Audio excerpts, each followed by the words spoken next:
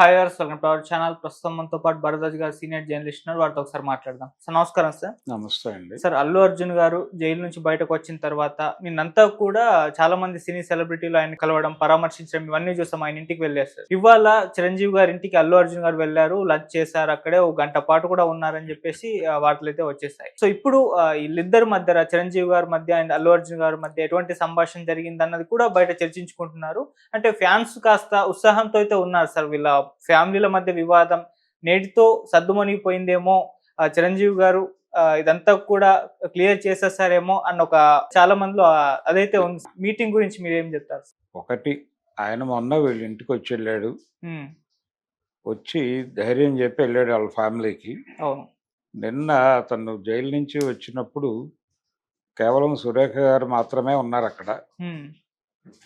రామ్ చరణ్ ఈ సీన్లో కానీ ఆ సీన్లో కానీ అక్కడ కనబడలేదు. అవును.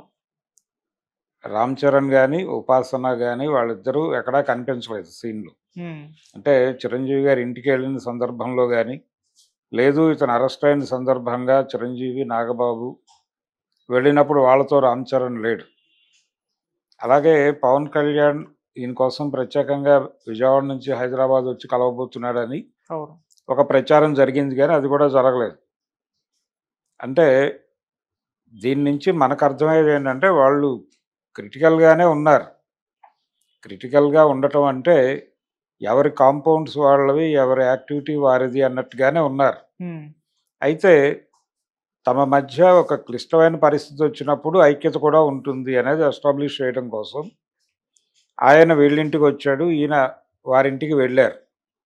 వెళ్ళి థ్యాంక్స్ చెప్పాడు. అలాగే ఆయన నిర్మాత, ఈయనకి లాయర్గా వ్యవహరించాడు నిరంజన్ రెడ్డి. ఆచార్య సినిమాకి ప్రొడ్యూసర్ అతను అక్కడ విజయం అందించలేకపోయినా కానీ ఇక్కడ అల్లు అర్జున్కి ఒక విజయం అందించాడు. అయితే ఈ కేసు వ్యవహారం దీనికి సంబంధించి మాత్రమే వాళ్ళు మాట్లాడుకున్నారు.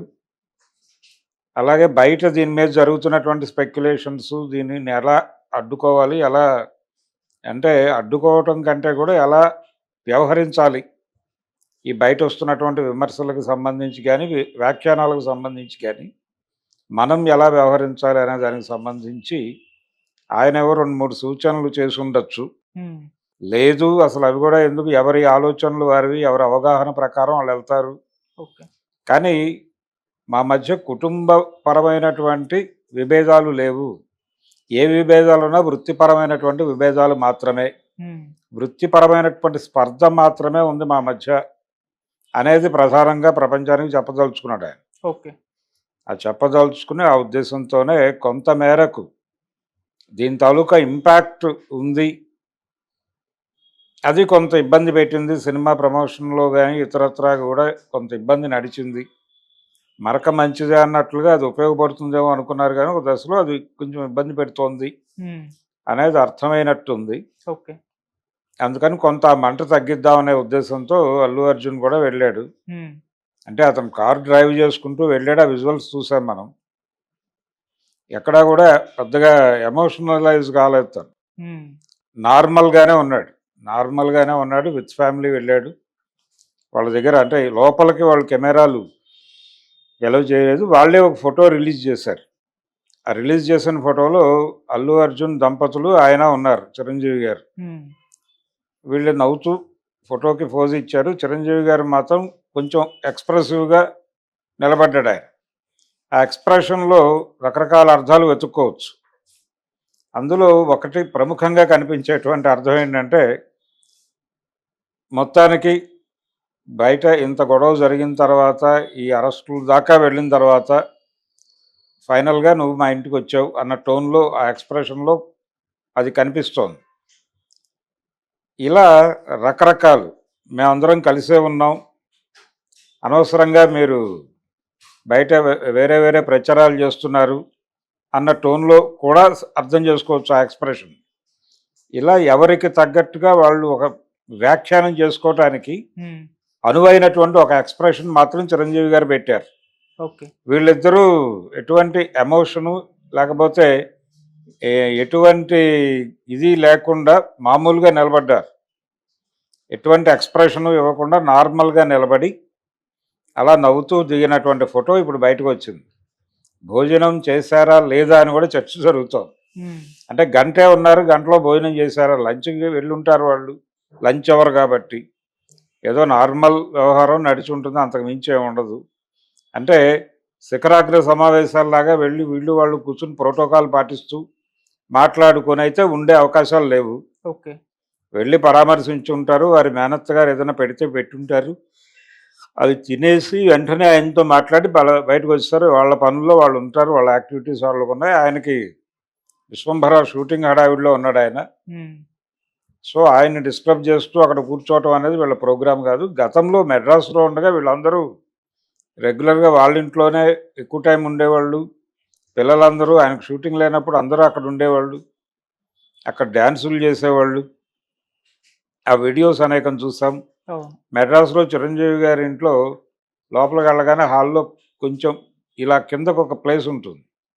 ఆ ప్లేస్లో ఇలా రౌండ్గా సోఫాలు వేసి అక్కడ ఈ పిల్లలందరూ డ్యాన్సులు వేసేటువంటి వీడియోస్ చాలా పాపులర్. ఫోటోలు కూడా ఆ రోజుల్లో చాలా వైరల్ అయినాయి. కాబట్టి ఆ వాతావరణంలో పెరిగిన వాళ్ళు వీళ్ళందరూ కలిసి పెరిగిన వాళ్ళే అక్కడ. ఓకే.